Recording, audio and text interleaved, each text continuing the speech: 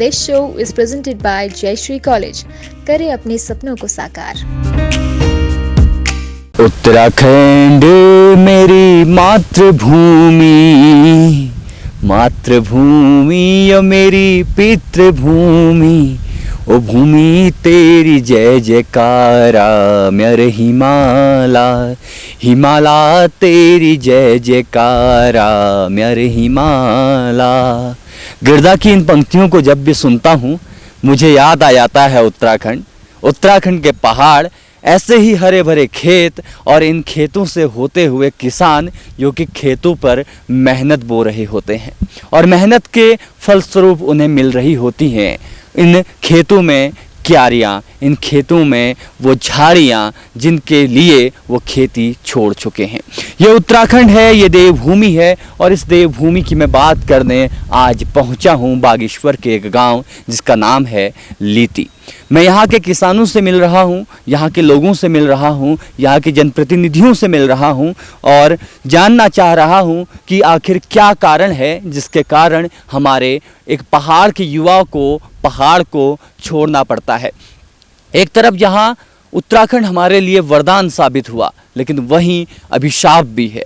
एक सिक्के के दो पहलू होते हैं, एक सिक्का कहता है कि मैं सही हूँ, एक सिक्का कहता है मैं गलत हूँ। ऐसा ही उत्तराखंड की वर्तमान राजनीति पे भी हो रहा है।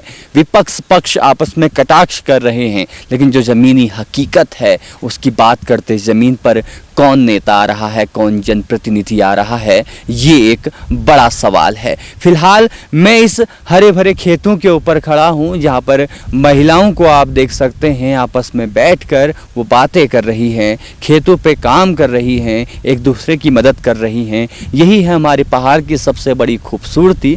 यहाँ किसी भी काम को करने के लिए मजदूर की ज़रूरत नहीं पड़ती, यहाँ एक दूसरे की मदद से काम आसानी से हो जाते हैं। ये है हमारा उत्तराखंड, ये है हमारी परंपरा, ये है हमारा परिवेश और ये है हमारी साधना। जब उत्तराखंड देवभूमि की बात करता हूँ, 2000 में उत्तराखंड को अलग किया गया, ये 2022 चल रहा है और इन 22 सालों की अगर बात करूँ तो लीती पे क्या बदलाव की बात जब करूं तो मुझे क्या दिखाई दिया। हम कल रात देर रात यहाँ पहुँचे। देर पहुँचने का कारण क्या था कि सड़कें अच्छी नहीं बनी हुई थी, जगह जगह सड़क खराब थी। ऐसी जगह भी थी जहाँ पर बहुत ज़्यादा कठिनाई हमें मिली। हम तो एक दिन आने वाले हैं, लेकिन उनका क्या, जो रोज़ाना यहाँ आते हैं उनके लिए बहुत ज़्यादा दुख और बहुत ज़्यादा तकलीफ़ है।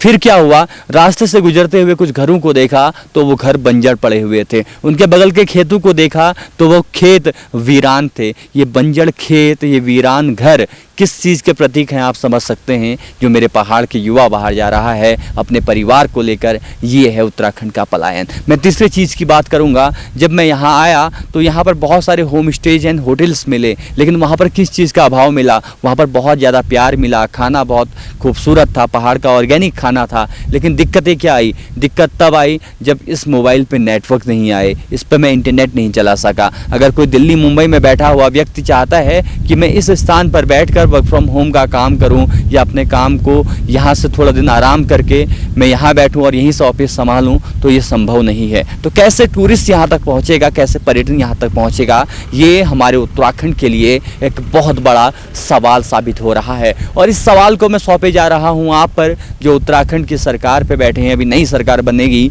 तो उन पर इस सवाल को मैं छोड़े जा रहा हूं कि आखिर क्या ऐसा हो सकता है कि इस गाँव के लोगों को रोजगार आप दे सकें, यहाँ के पलायन को आप रोक सके, यहाँ पर शिक्षा की अच्छी व्यवस्था कर सकें। शिक्षा और स्वास्थ्य तक तो अभी हम गए ही नहीं हैं, उन स्थानों पर तो हमने अभी देखा ही नहीं है कि कितना अभाव है। इन जो छोटे छोटे मुद्दे हैं, जब हम इन मुद्दों की बात करेंगे तो तब हम एक असली उत्तराखंड की बात करेंगे, तब हम एक असली पहाड़ की बात करेंगे। शुक्रिया।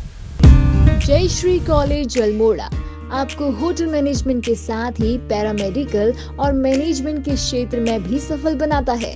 यहाँ आपके लिए डिजिटल क्लासरूम के साथ ही आपको मिलती है modern computer labs, boys and girls hostel, wifi enable campus और एक होमली एनवायरनमेंट। तो देर किस बात की, करिए अपने सपनों को साकार। Jayshree college of hotel management and professional studies.